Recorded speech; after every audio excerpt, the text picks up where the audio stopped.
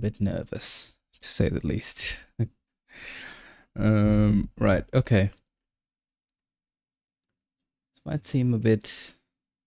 Well, actually it is. I don't know how to even explain it. Making a lateral move. Like trying to understand Wayland client, at least for me, seems to be as hard as writing one. So I think I've decided to write Wayland client. Because why not? I mean, plus I got inspired by a YouTube video.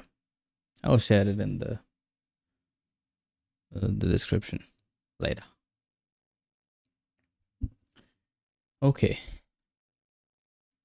But I found a few resources that would think be helpful in achieving this. I did come across this blog when I was looking at Wayland client.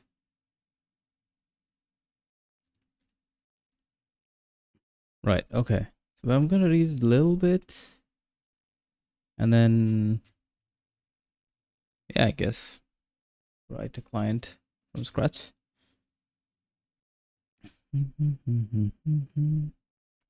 High level design.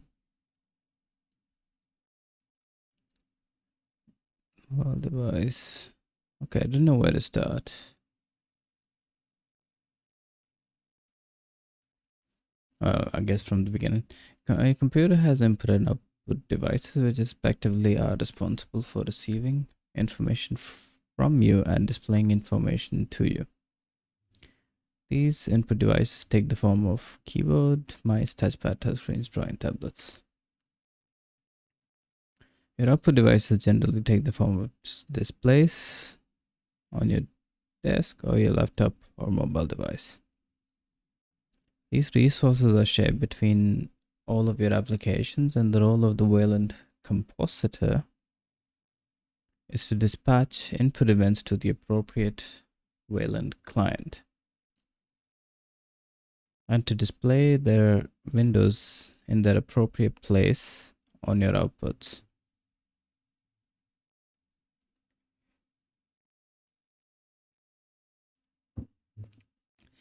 The process of bringing together all of your application windows for display on an output is called compositing. The process of bringing together all of your application windows, okay? Excuse me. And this we call the software which does this the compositor. Right, okay. In practice, there are tools like Mesa for rendering, the Linux KMS DRM system, buffer allocation with GBM, the user space lib library, lib input, and evdev. Oh, I think this is the input client. Or so I read this somewhere before. Not sure exactly what it does. Understanding expertise with most of the system is not required for understanding Wayland, and in any case are largely beyond the scope of this book. Wayland protocol is quite conservative and abstract, and a Wayland-based desktop could easily be built and run most applications without implicating any of this software. Okay. That being said, a service level understanding of what these pieces are and how they work is useful. Let's start from the bottom and work our way up. Perfect. Yeah, then some understanding is important because it helps later when I get stuck. If I get stuck. A typical computer is equipped with a few important pieces of hardware. Outside the box, we have your displays, keyboard, speakers, some USB, cup warmer. It's not a bad idea. There are several components inside the box for interfacing with these devices. Your displays are plugged into GPU. Oh, sorry. Your keyboard and mouse, for example, are probably plugged into USB ports, for which your system has a dedicated USB controller. These systems have their own objects and state. For example, your GPU has state in the form of memory for storing pixel buffers in, and jobs like scanning out these buffers to your displays. Your GPU also provides processor, which is specially tuned to be good at highly parallel jobs. Okay. Such as calculating the right color for each of the 2 million pixels on a 1080p display. Bad at everything else. The USB controller has the unenviable job of implementing the legendarily dry USB specification for receiving input events from your keyboard or instructing your coaster to assume a temperature carefully, blah blah blah. At this level,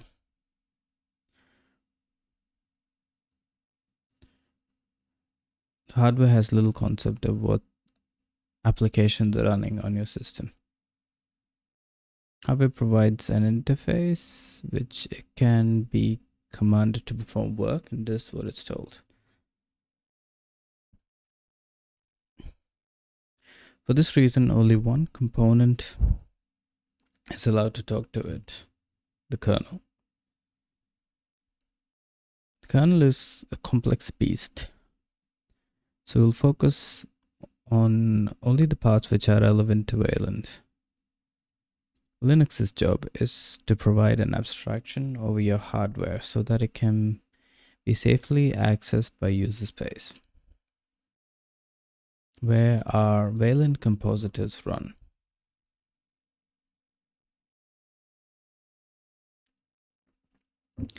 For graphics, this is called the DRM,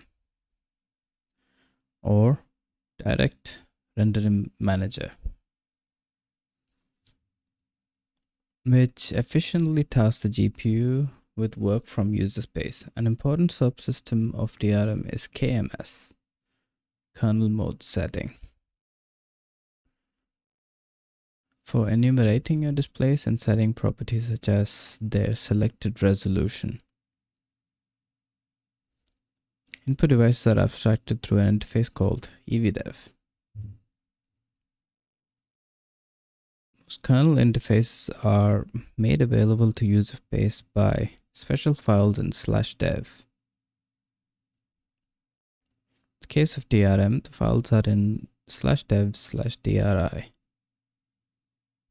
Why not DRM? Usually in the form of primary node. Cut 0 for privileged operations like mode setting, and the render node, render D128, for unprivileged operations like rendering or video decoding. For EVDEV, the device nodes are /dev input /event star. Interesting.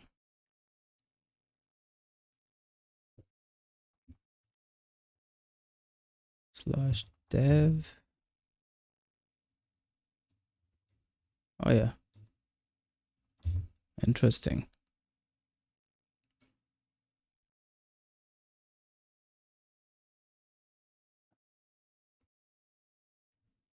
Is there a card? Oh, there is a card. Not sure what that card is. That's interesting. Now we enter user space. Here applications are isolated from the hardware and must work. I should probably zoom this in a bit.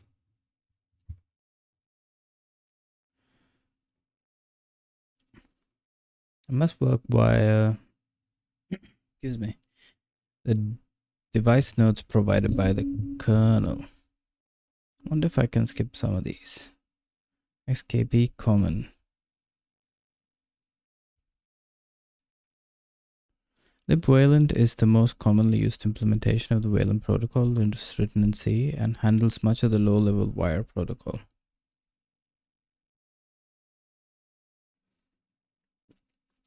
It also provides a tool which generates high-level code from Wayland protocol definitions. Detail in chapter 1.3. Okay. Golden target audience. What's in the package? Where do you find this XML?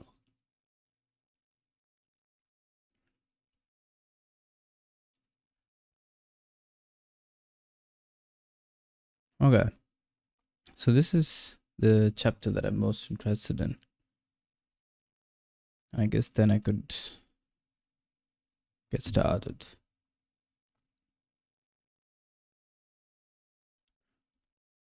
We're just going to use libwayland now. Okay, so I don't need to skip it. The wire protocol is a stream of 32-bit values coded with host byte order.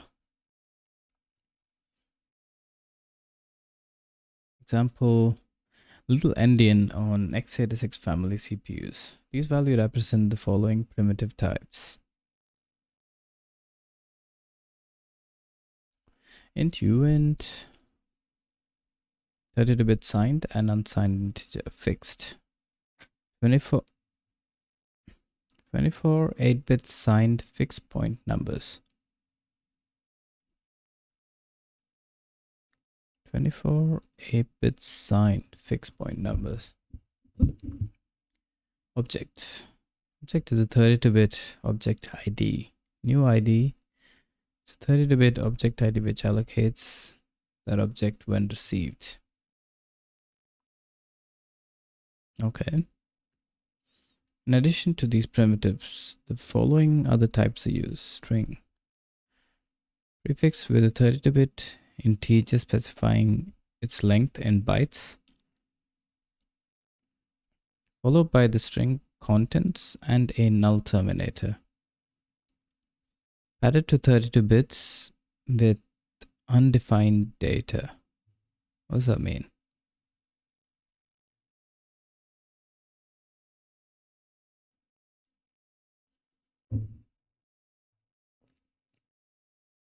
Added to 32 bits with undefined data.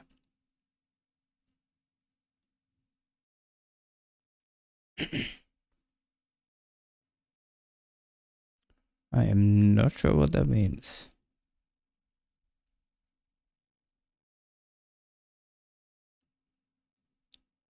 I can check that later. The encoding is not specified, but in practice, UTF-8 is used. Array.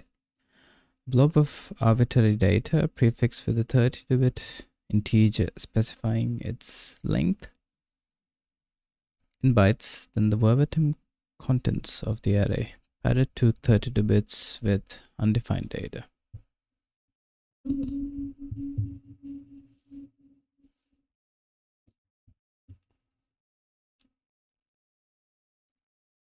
Prefix with 32-bit integers similar to a string. What's this padding? You mean like, is it like towards the end?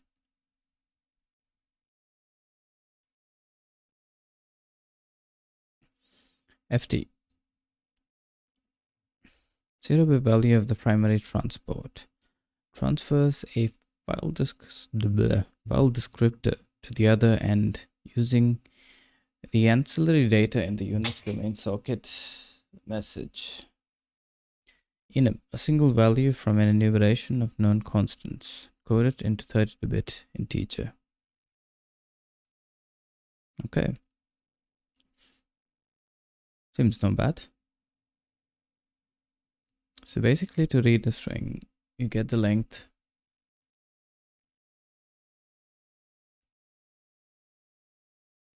How do you know?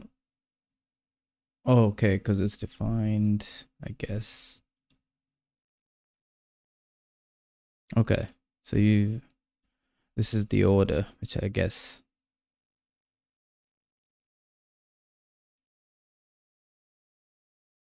Okay.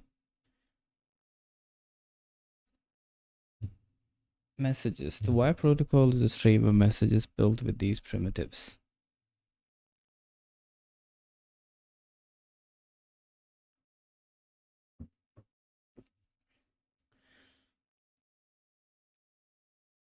Wire protocol is a stream of messages built with these primitives. I thought this was quite cool. I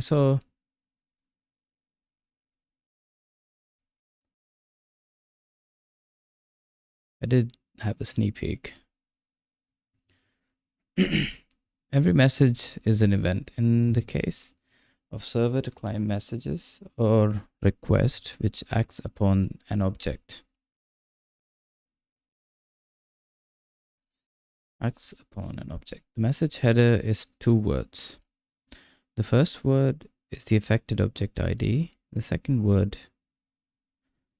is 2 16-bit values. The upper 16 bits are the size of the message, and the lower 16 bits are the event or requested opcode.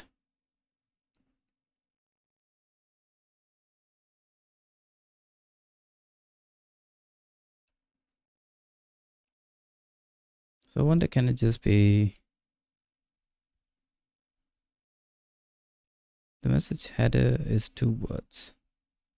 I think a word is 32-bit.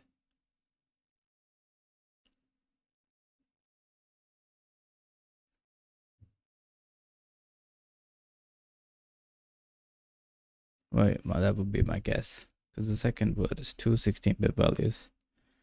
The first word is affected object ID. The second is 2 16-bit values. The upper 16 bits are the size of the message, including the header itself. Okay.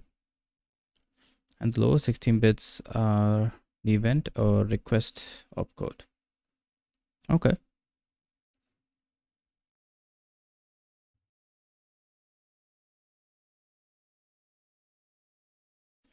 The message arguments follow based on a message signature.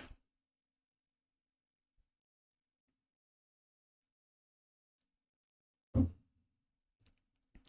message arguments follow based on a message signature agreed upon in advance by both parties. The recipient looks up the object ID's interface.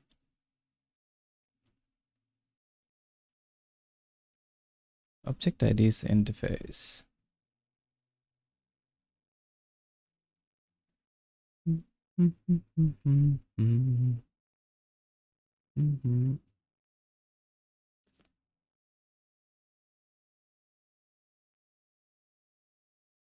Somebody cutting grass at this hour.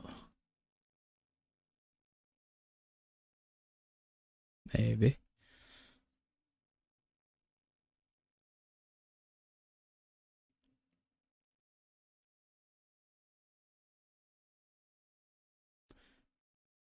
So my guess is you pass these in the message and it'll be called as such by the interface. Recipient looks up the object ID's interface, and I think object ID, is there a list of IDs?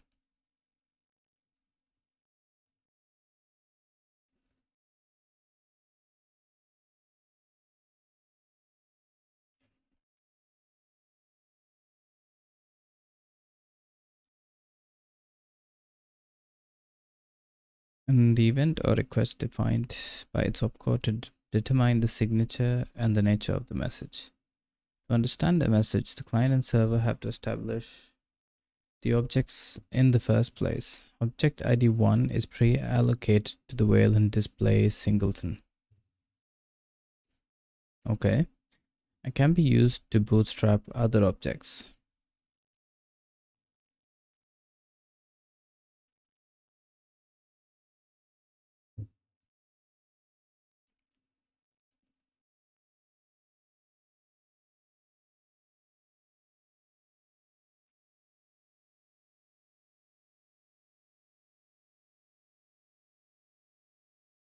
Object ID is pre-allocated as the Wayland display singleton and can be used to bootstrap other objects. We'll discuss this in chapter 4. The next chapter goes over what an interface is. Okay, that's good. And how requests and events work. Assume you've already negotiated an object ID. When a message comes with a new ID argument, the sender allocates an object ID for it. The interface used for this object is established through additional arguments. Excuse me. Or agreed upon in advance for the request/event. The object ID can be used in future messages, either as the first word of the header or as an object ID argument.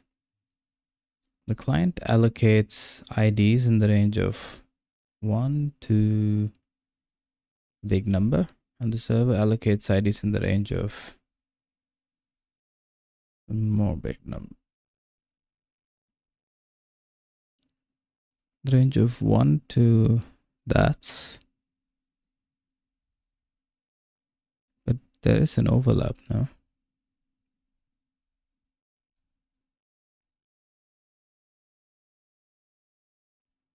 IDs begin at the lower end of this bound and increment with new object allocation. The client allocates IDs in the range of 1.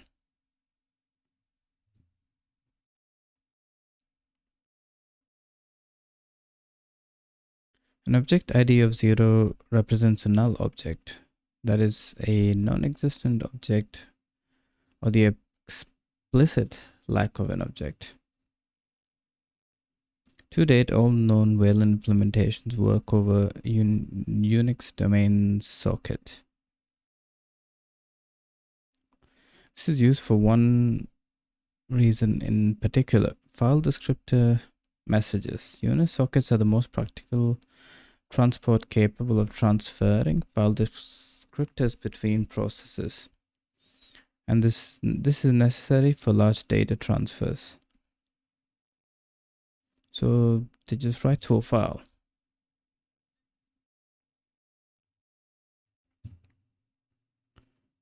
Keymaps, pixel buffers, and clipboard contents being the main use cases. In theory, a different transport is possible, but someone would have to figure out an alternative way of transferring bulk data. To find the Unix socket to connect to, most implementations just do what libwayland does. If Wayland socket is set, I think it is set. There was a way to check this.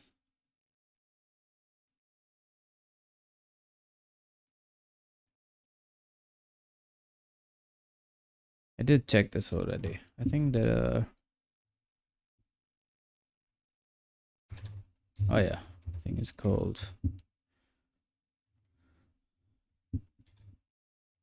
$Wayland. I think Wayland display.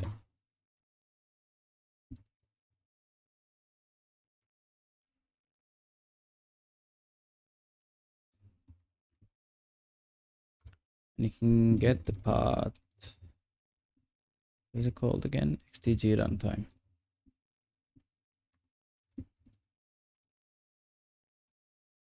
So the combination of the two gets you the file descriptor. And you can check session type. Okay, I think that's what I tried before to make sure that it's actually using Wayland. Which the connection is already established.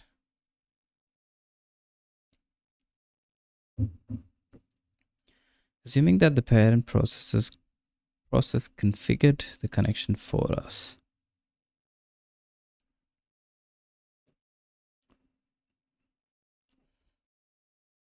If Wayland display is set, what is Wayland Socket?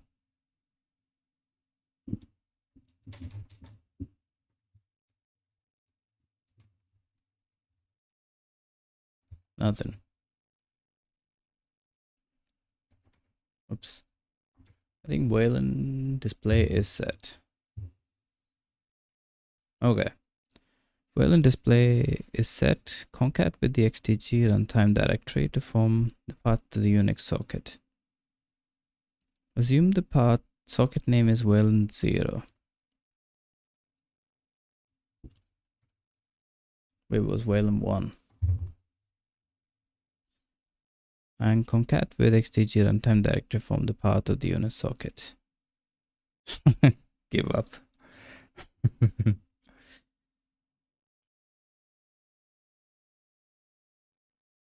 Okay, luckily number 2 is present, so I think we can just use that.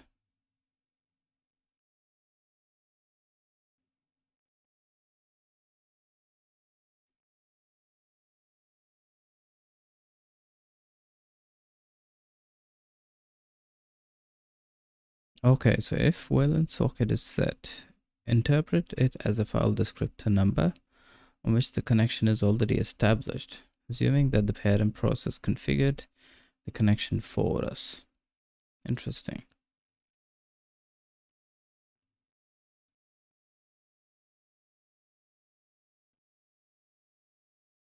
Guess we could start by just connecting to the socket. I haven't done that in a long while. I think I'll do Wayland.zig. Standard is import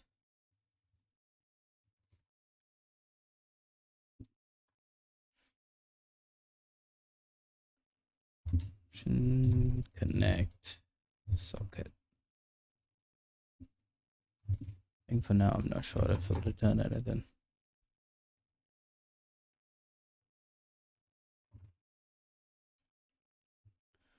So what do we need? Well, display and the XTG runtime directory. How do you get Zig standard?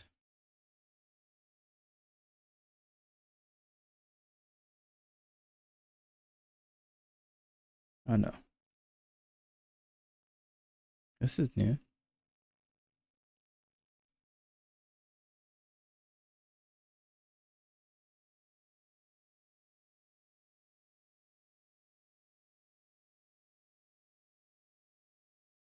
Oh no, this looks quite old.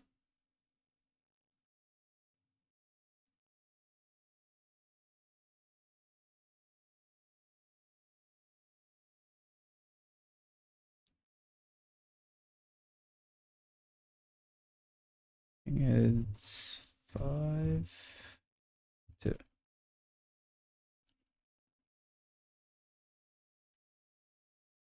Okay, I think this is the old one. Get env. Standard POSIX get env.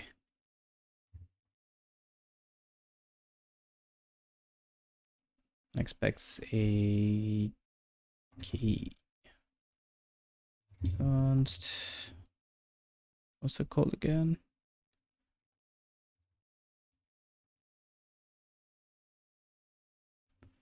Wayland display is the POSIX get env. Wayland display display. This is optionals.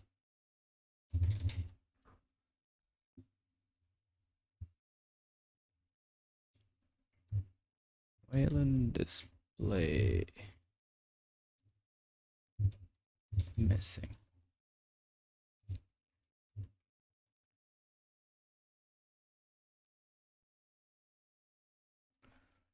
Context tg runtime 06.get tnb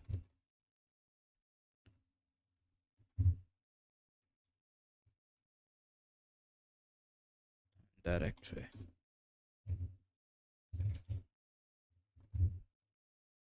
tg runtime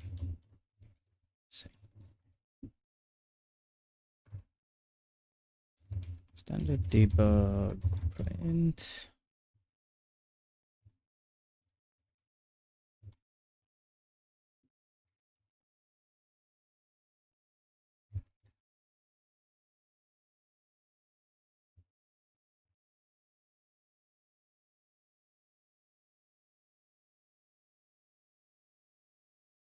I think temporarily just make it public.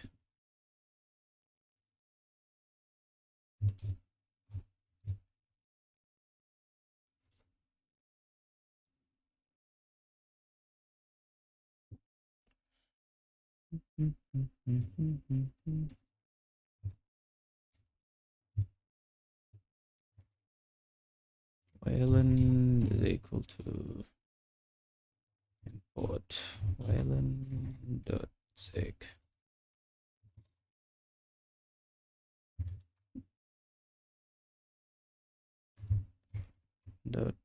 Connect socket.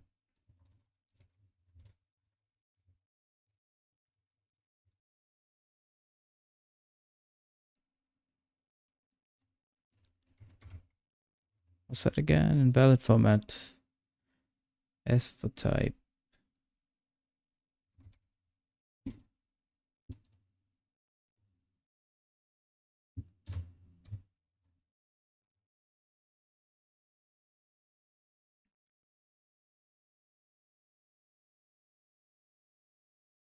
Format specifies Zig.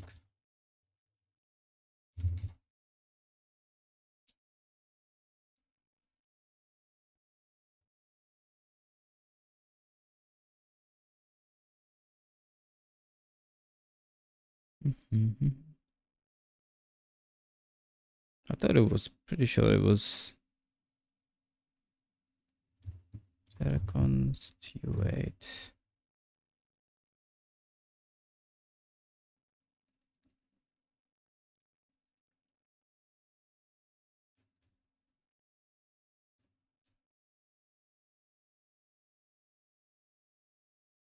Yeah. What is the error? Valid format for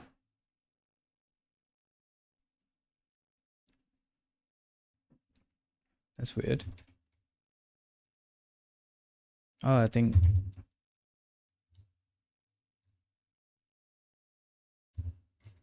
I need to return.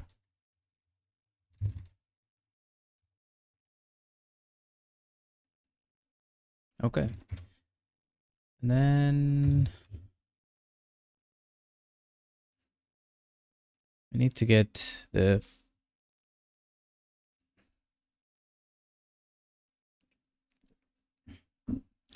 do we need an allocator? Maybe. Let me check socket.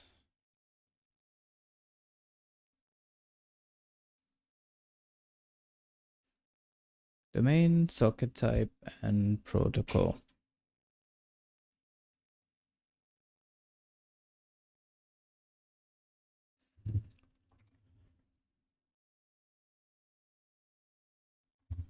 I can never figure that out. How do you combine two strings?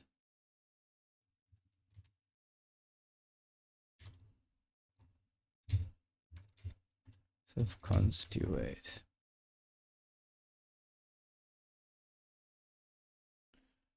Do need an allocator. No, I don't think you need an add list.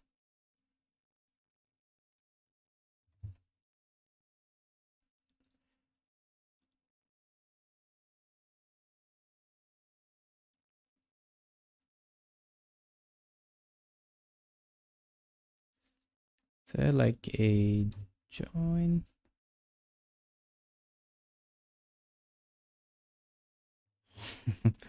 Something I always get stuck at.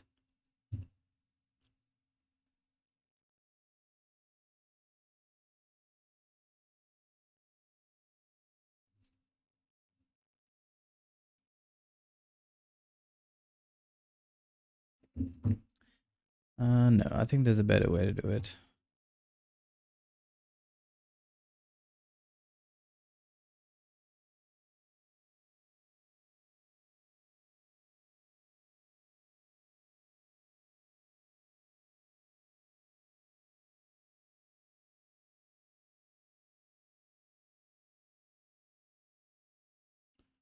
Standard buffer init and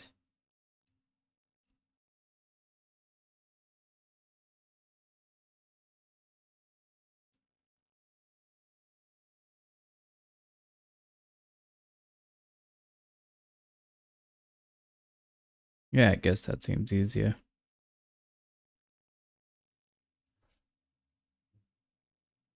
But the length is not comp time known.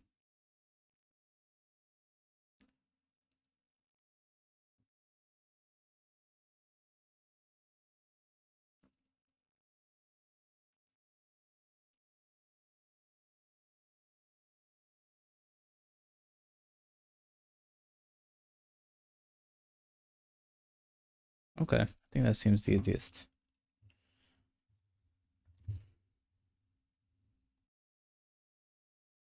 We need an allocator.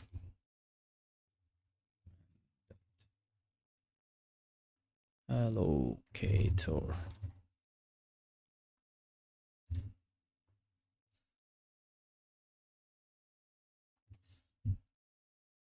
It's called socket directory.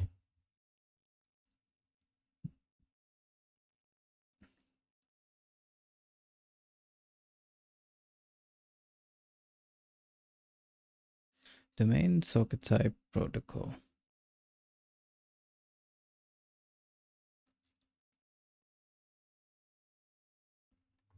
Six connect.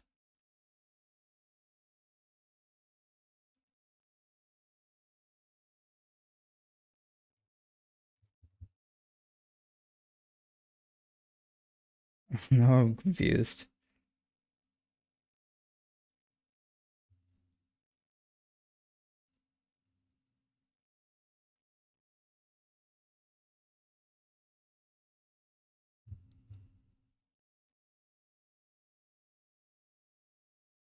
Where do you pass the path? It's been a long while since I connected to a socket. Domain type protocol. I would assume when you connect.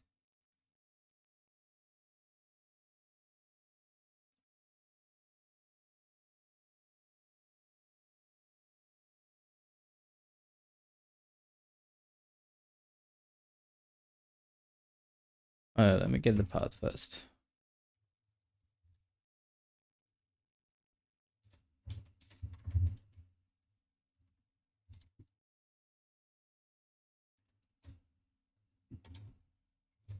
Allocator dot.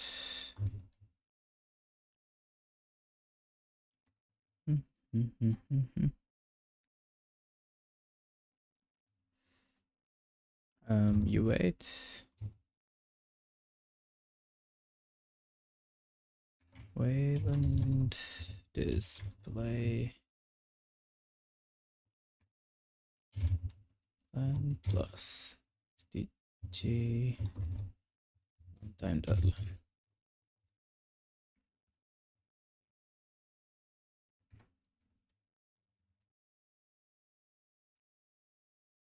try, and I think we can do mem. Is it copy that way?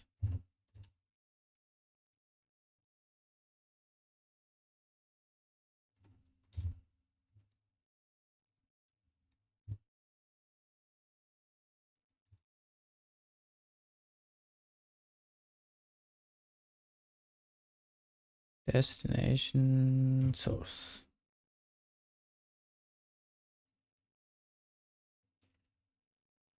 Socket path. Wayland display.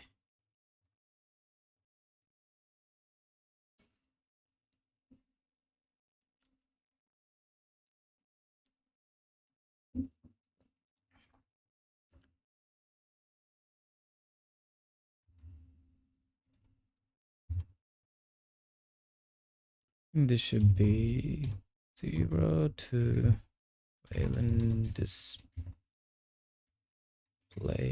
dot line.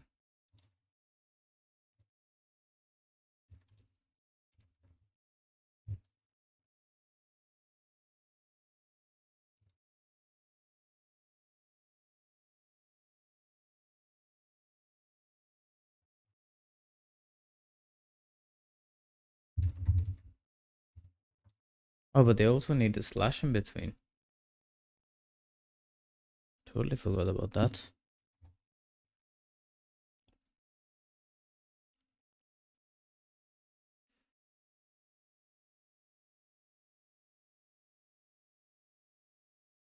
They concat strings with something.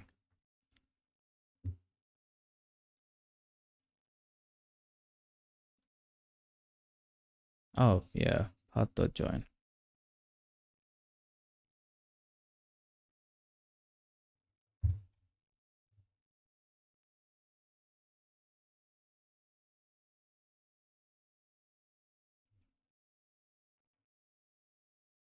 That makes it even easier. Sockets path standard fs path join allocator and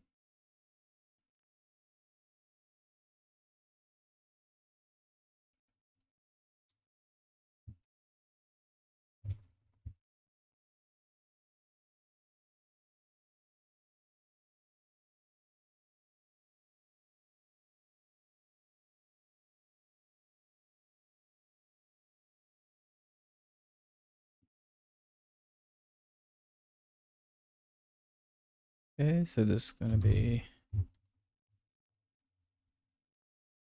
it a pointer? Yes, it is. Slice of constituate Wayland, no, xdg runtime.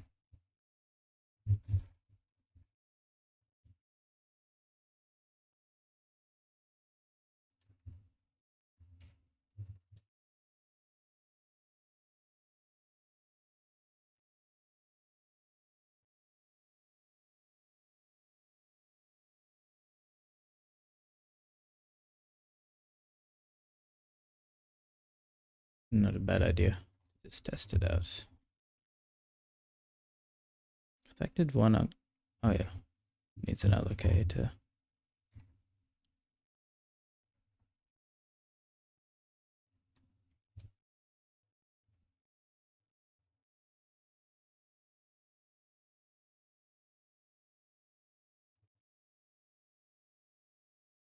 Arena dot allocator.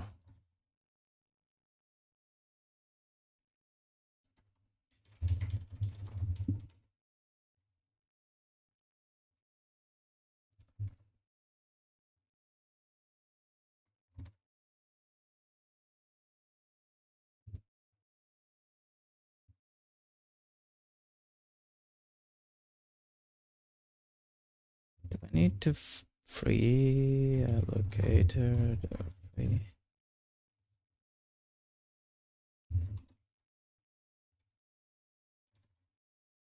So I guess you only need the socket. Okay, I think so far so good. Now the question is connecting to, maybe there's an example here. No.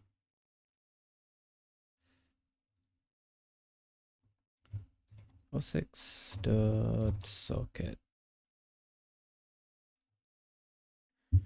Domain, socket type, and protocol.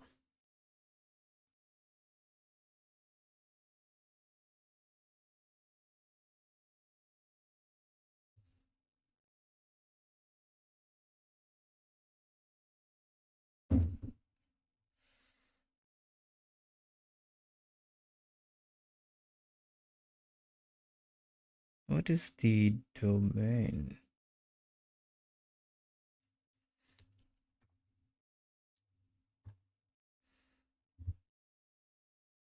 Standard process POSIX dot socket.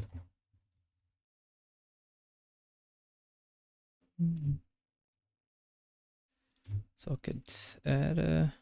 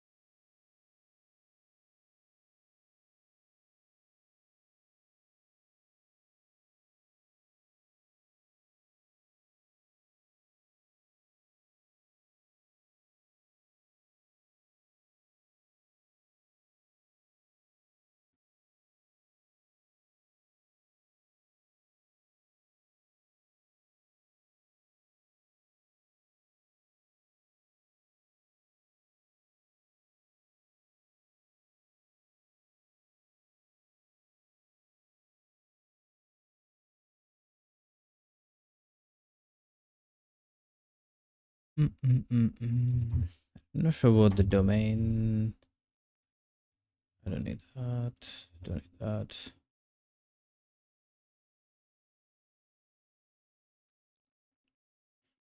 It may be in the blog. Wayland basics.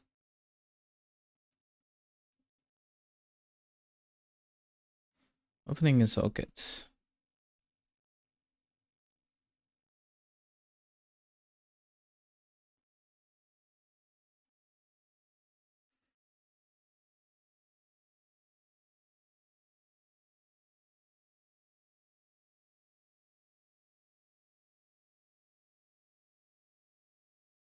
What is going on here?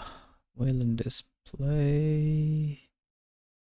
Okay, socket is AF Unix. Socket type is sockstream. And then domain protocol is 0.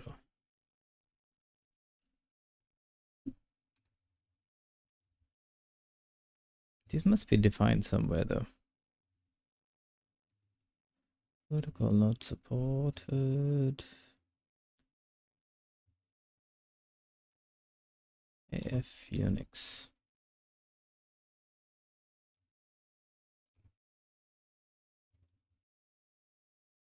ELF auxiliary vector flags.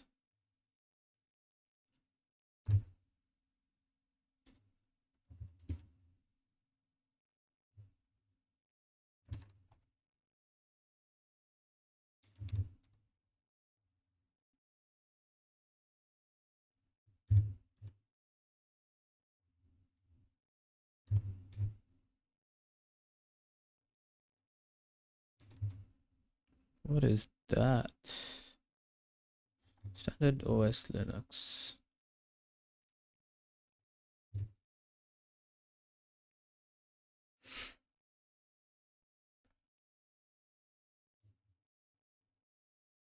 Is it the same thing? Is it AF dot Unix?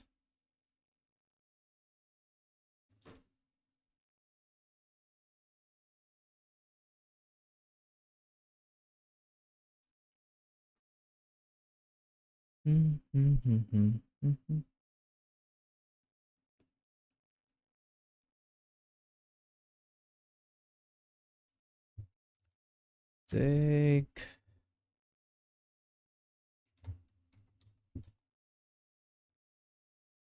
Socket domain.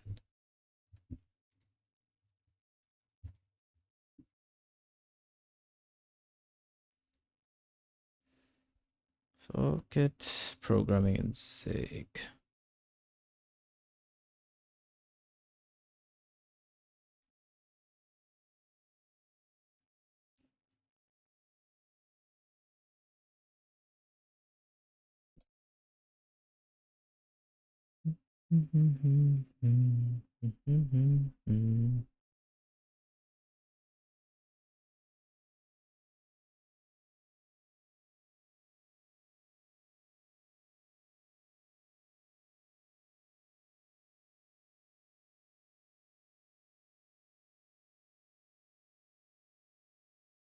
Hang on, how do I know if this is...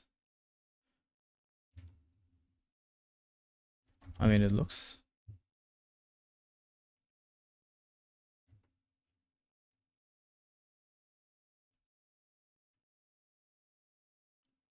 Socket bind, listen, accept.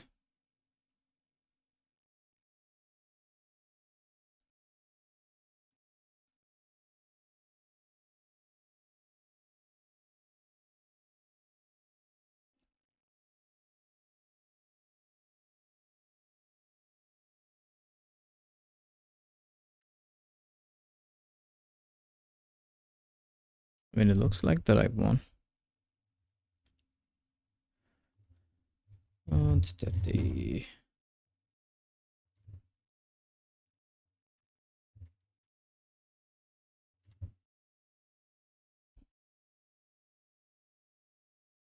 How do I get the AF Unix?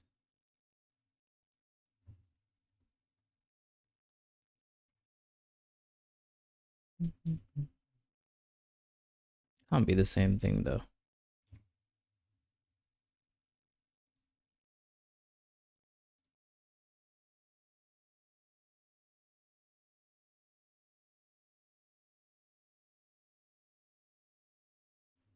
I think it must be here somewhere. Domain is U32.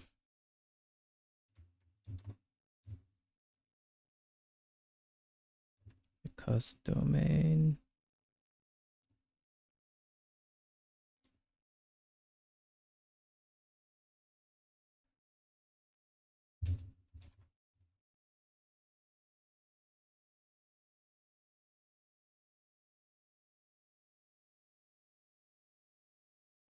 Standard/C.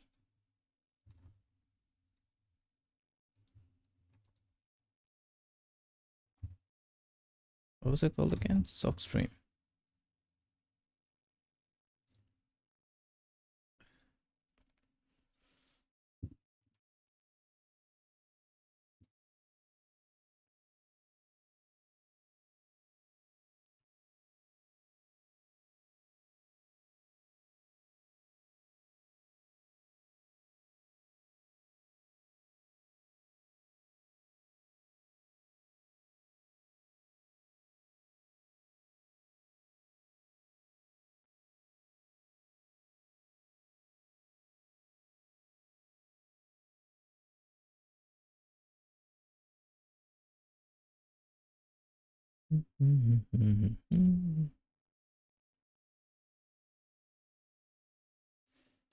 Where are you defined?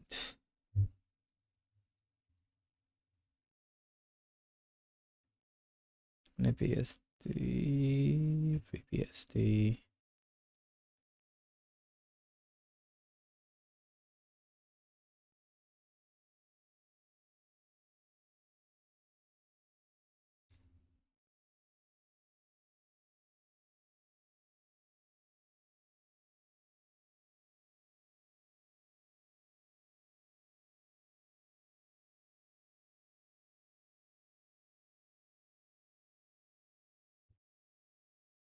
me.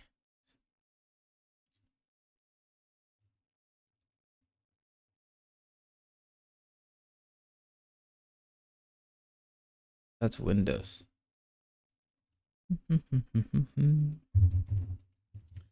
Zig For Zig socket.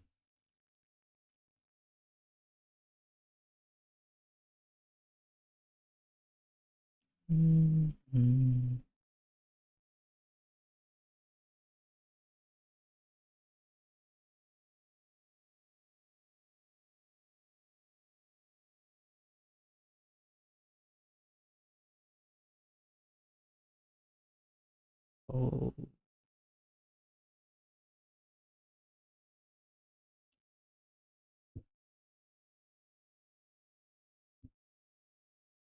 maybe here.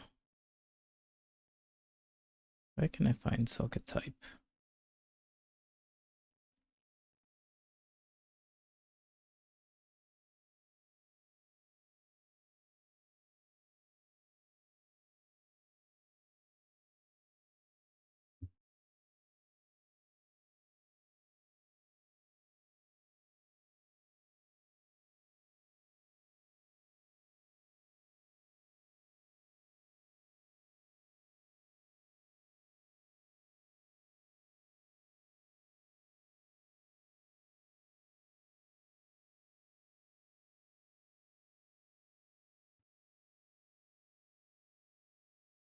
That was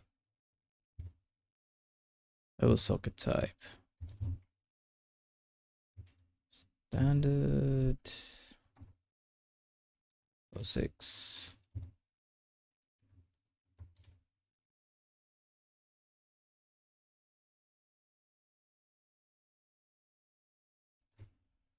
The Unix. Is that correct? I don't know.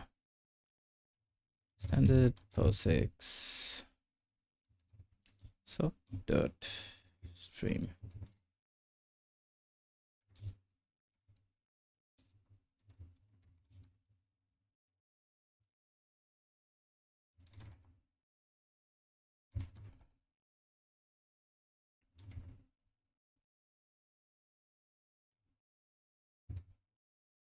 I'm not exactly sure about this.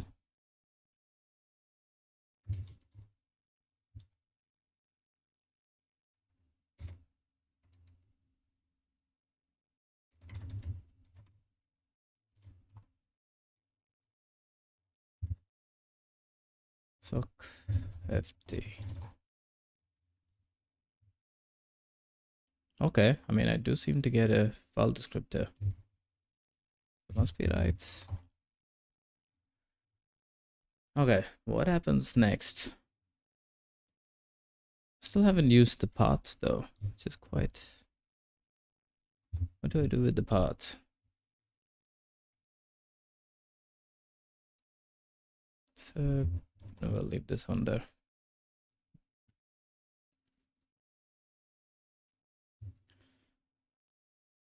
Concat with xtg runtime directory to form the path to the Unix socket. Okay, I think let's have a look at standard POSIX connect. So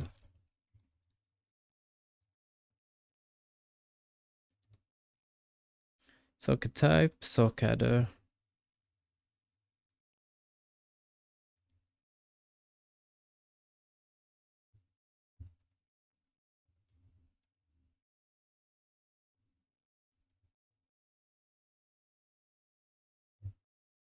SA family data. I think this is returned by the socket, if I'm not wrong.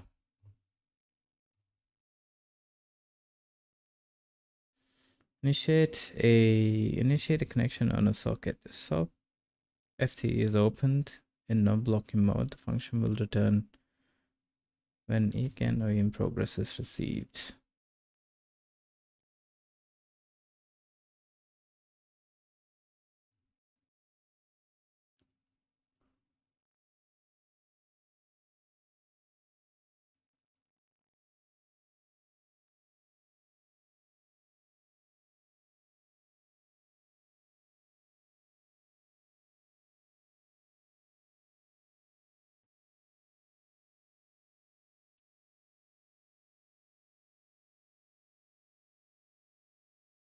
Have a look at the example.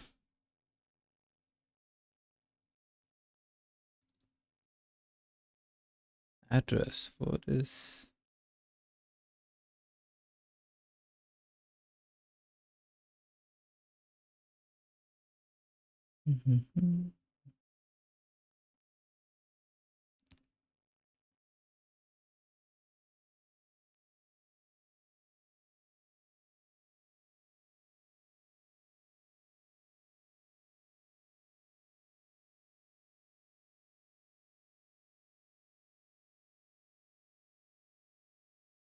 Slash.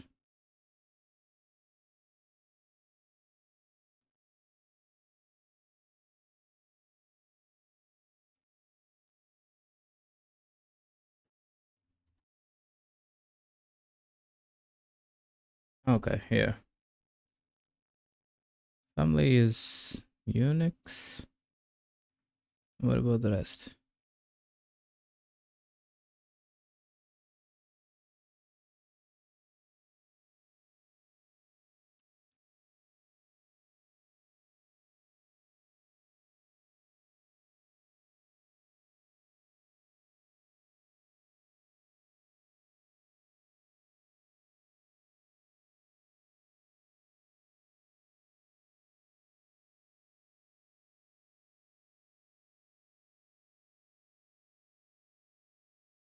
Socket.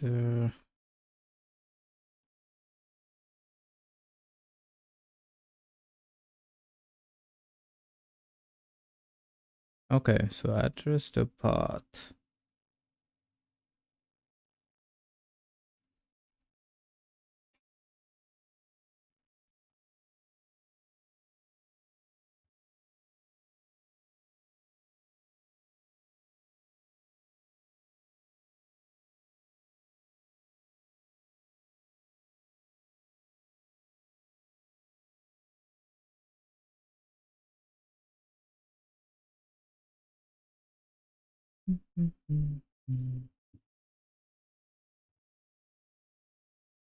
Oh, 6 socket.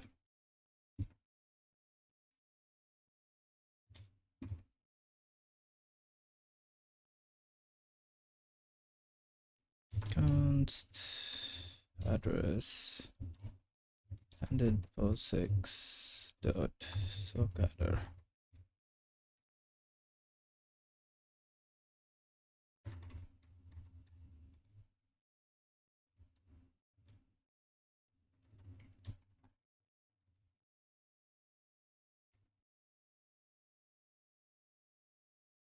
Family and data. What is family?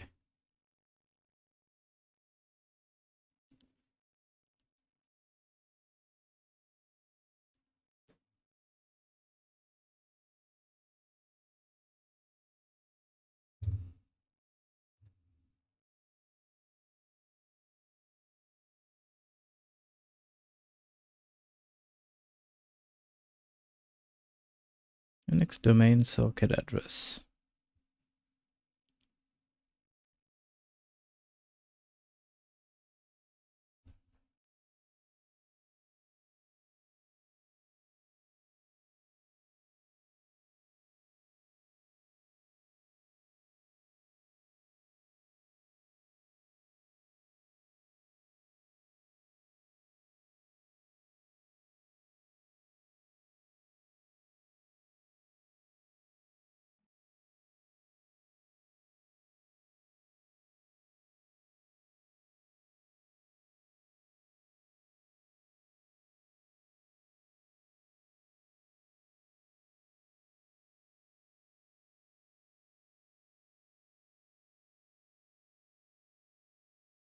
Get some more coffee.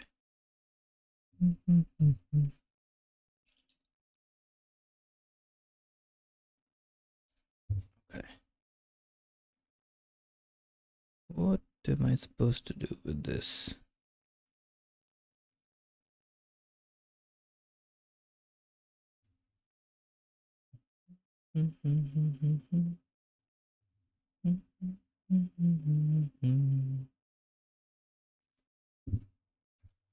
It's a fixed length array.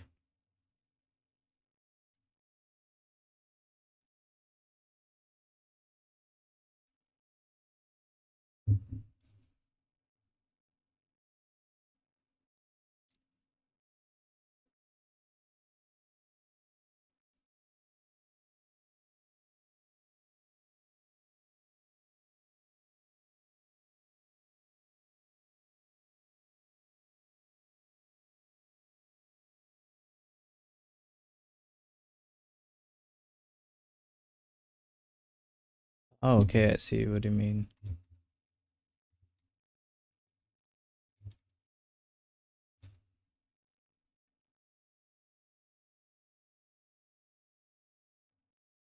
Yeah, it seems UN.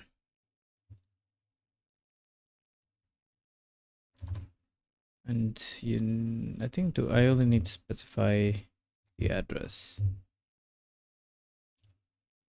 Family is already set, just need to set the path.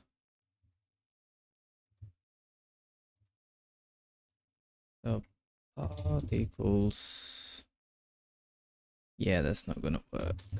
It's not the same type.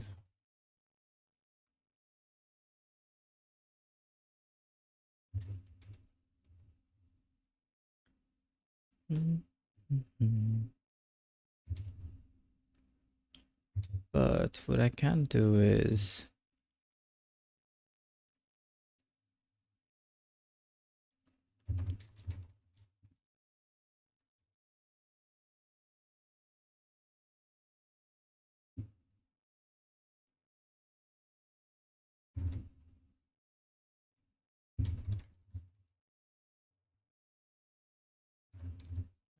copy.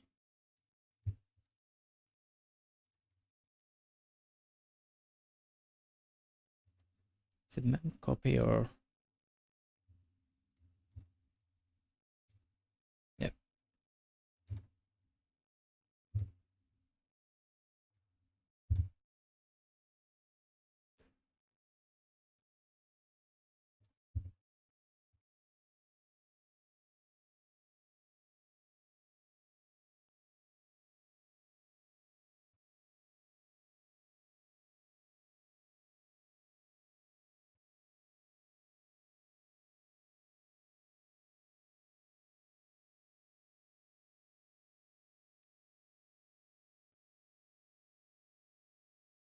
Okay, now to connect socket.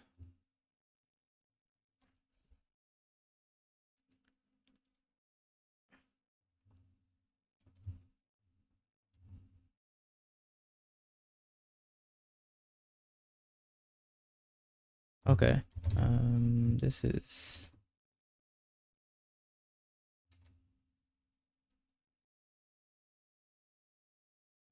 what is this return again?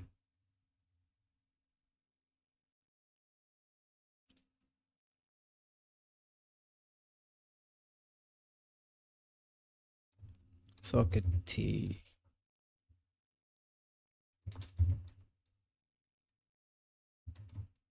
Don't need that.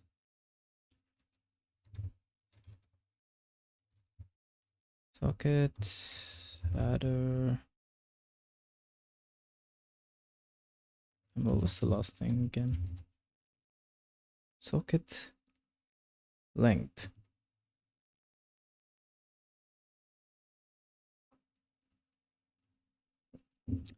It's just length of the address.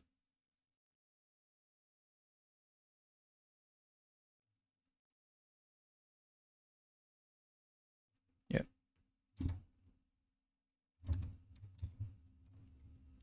Size of adder. Is that correct?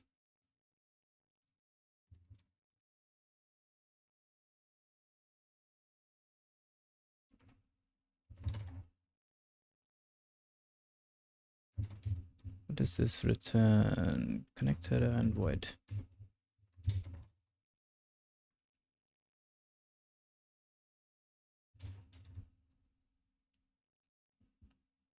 Shouldn't adder if it worked. Can I copy constant pointer?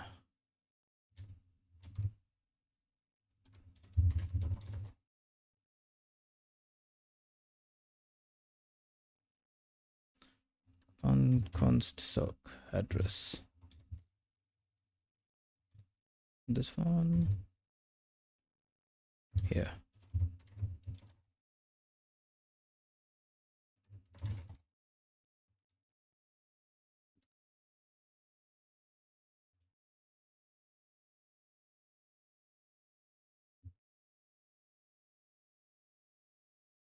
Expected type. Okay, it expects a const. What am I doing wrong?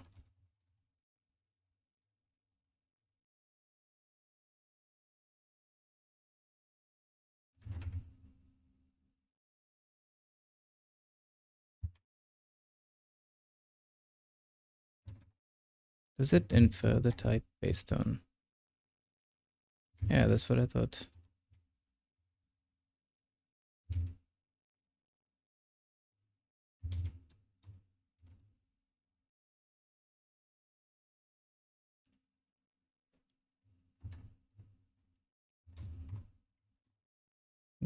.un.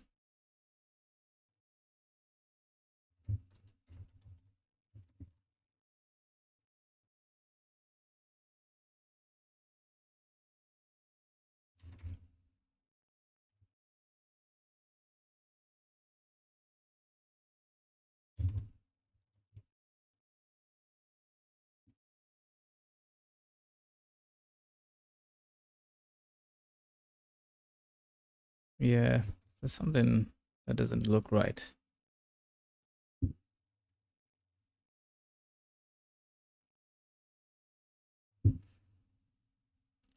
Should return socket.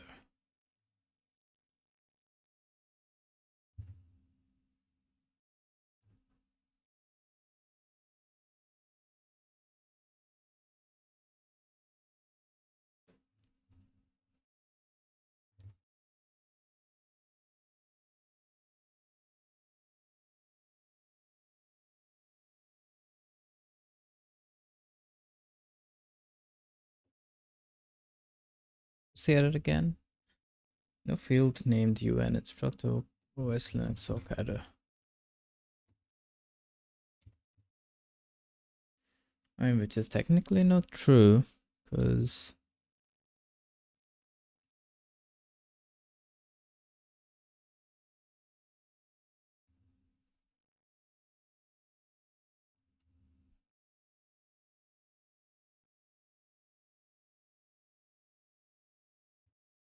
Zig sock adder Unix.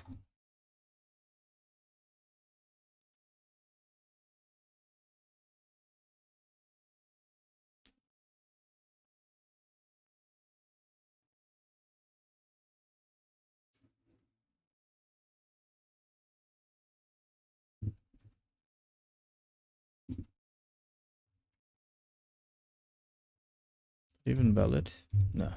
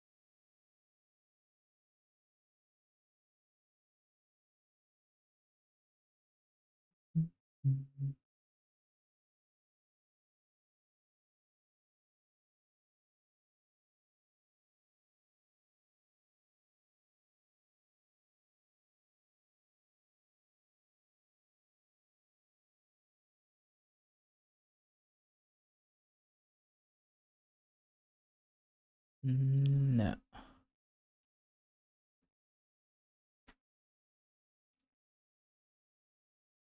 I guess I can ask Cloud.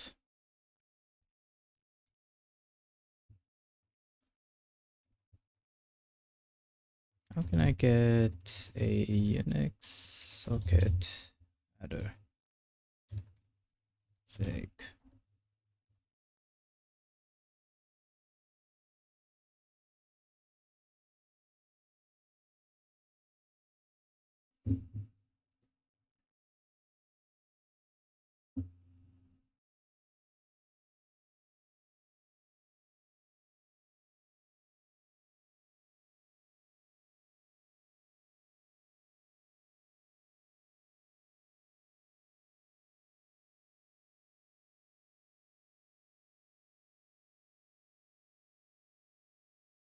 Yeah, but that's.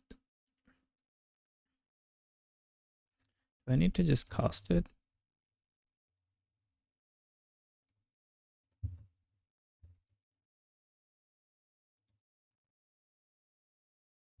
And yep, this is a type of.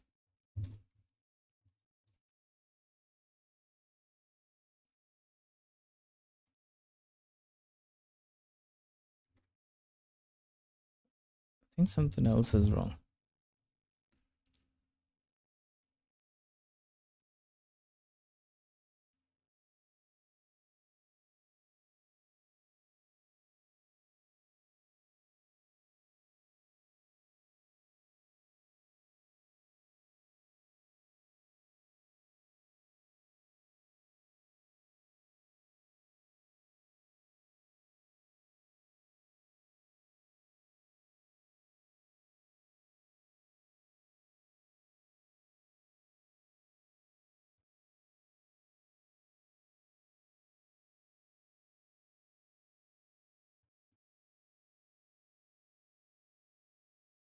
Yep, equals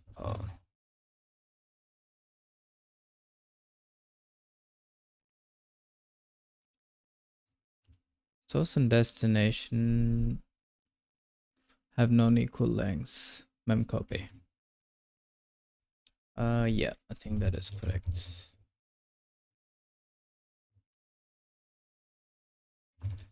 Socket path dot len.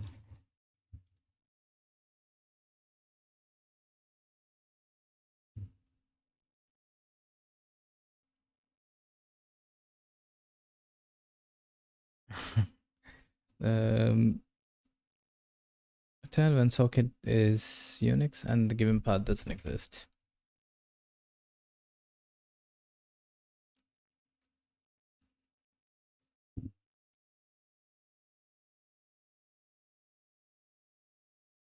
Standard debug.print.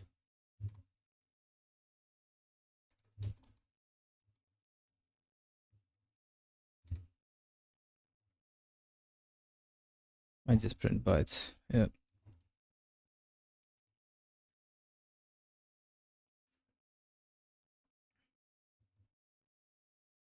Print this as a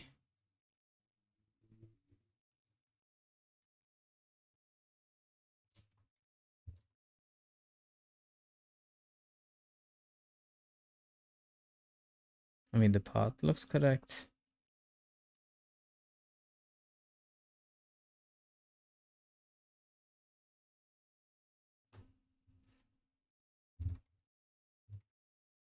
User 1000 Wayland.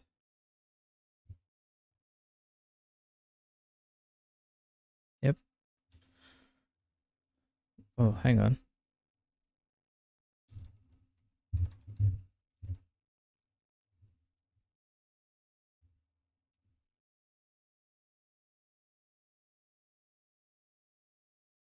Why is there an equal to?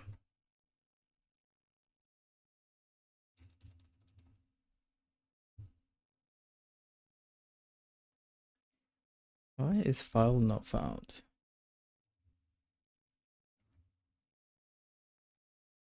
Okay, it's returned.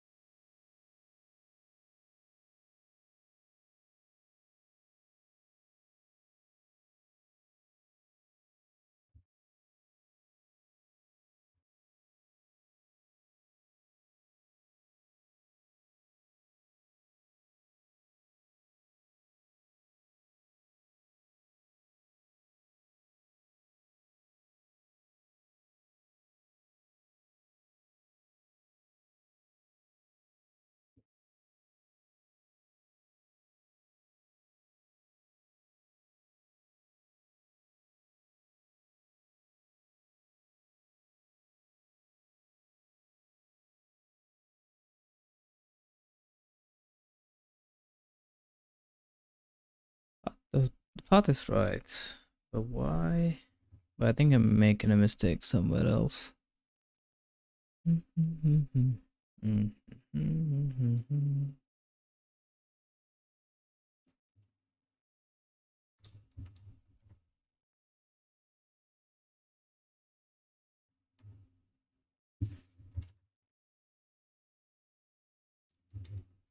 Why are you going wrong? Why can't you find the file?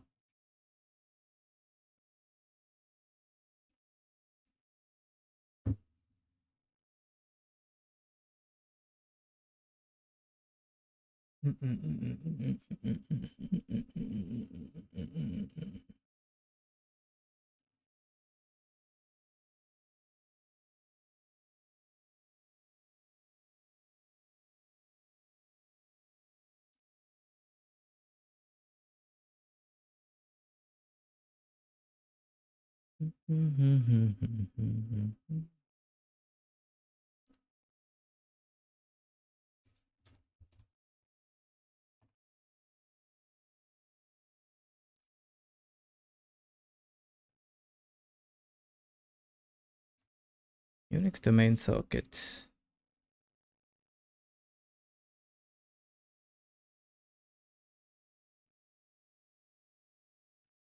and family and path.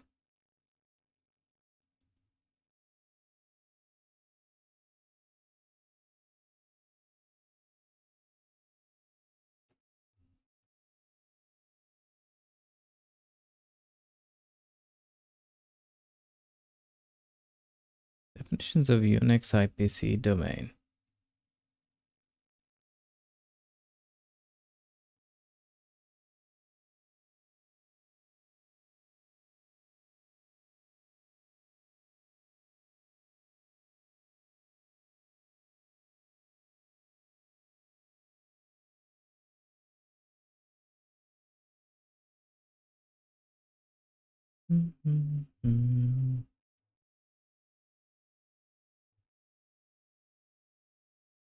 Okay, the family is different based on which definition.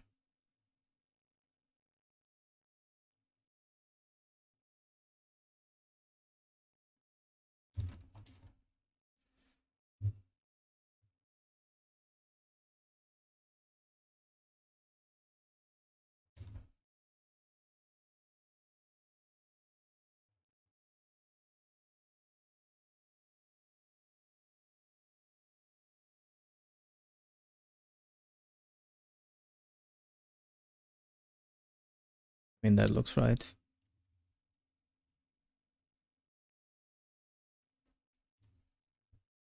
And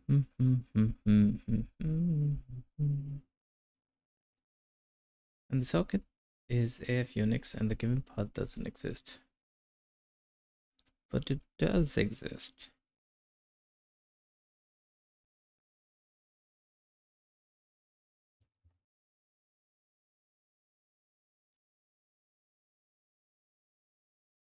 Did I? I did. Spot.join.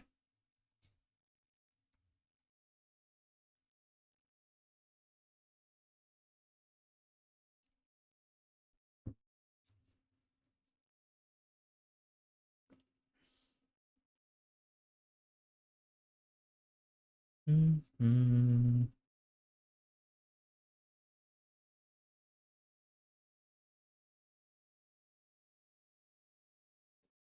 Alright, let me ask.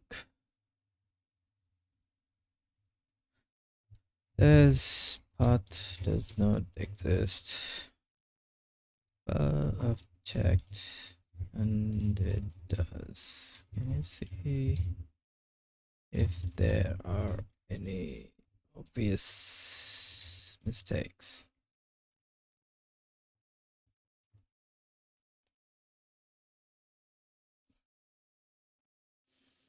So I can't see anything obvious.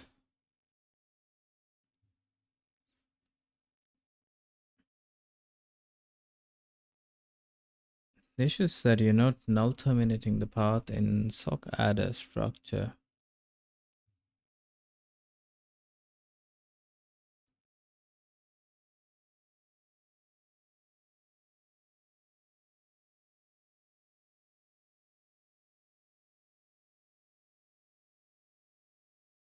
Interesting.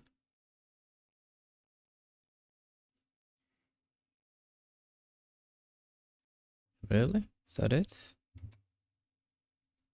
How did it know?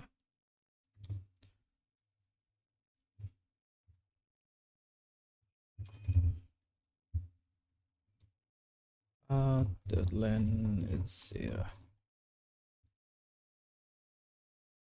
Motherfucker. That was it.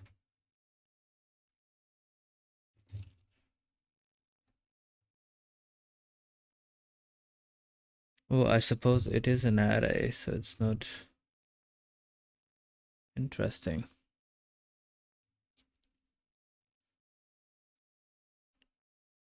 How are you supposed to know that? Well, I guess you're just supposed to know. Okay, that was just that was just a socket connection. I guess now we need to talk to. I guess what happens next? Well, let's check the book. Interfaces, requests, and events. The Wayland protocol works by issuing requests and events that act on objects. Each object has an interface which defines what requests and events are possible and the signature of each. Let's consider an example interface, WL surface. Right. Surface is a box of pixels that can be displayed on screen. It's one of the primitive buildings, like, hang on. I think I don't need to export this anymore. Let's call it Wayland connection. Turns void.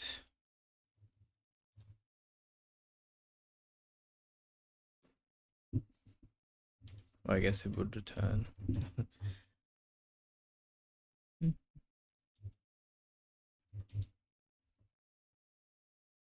Think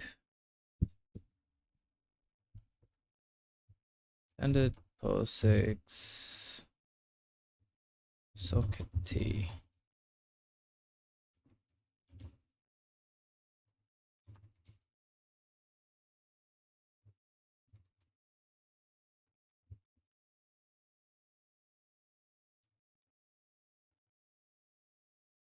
Const socket is connect socket. Allocator.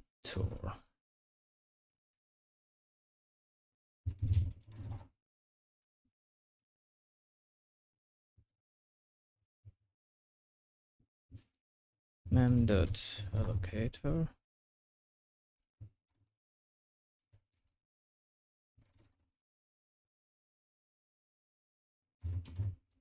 And then here, let's make this public.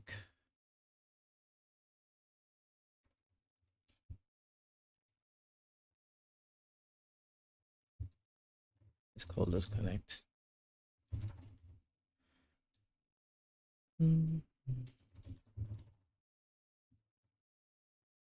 Still work.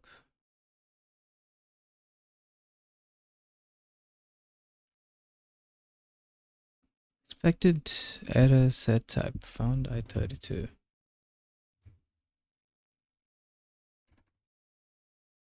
I thought that was the type now.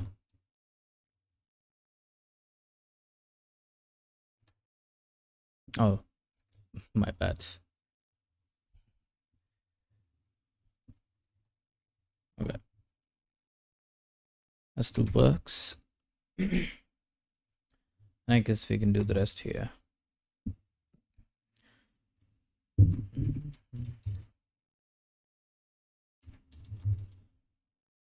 Connect Wayland Socket.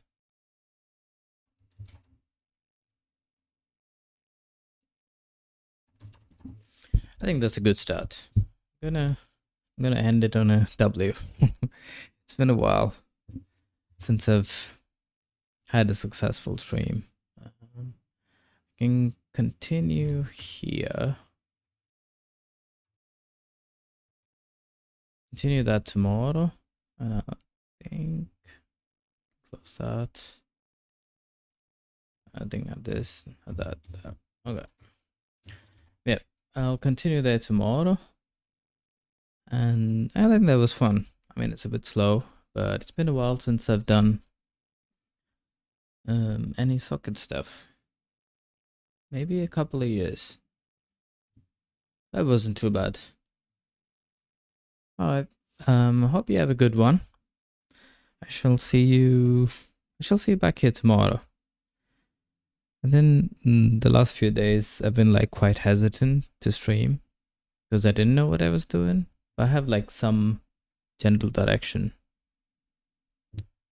So I feel a lot better. Okay. As always, thank you for hanging out. And I shall see you tomorrow. See ya.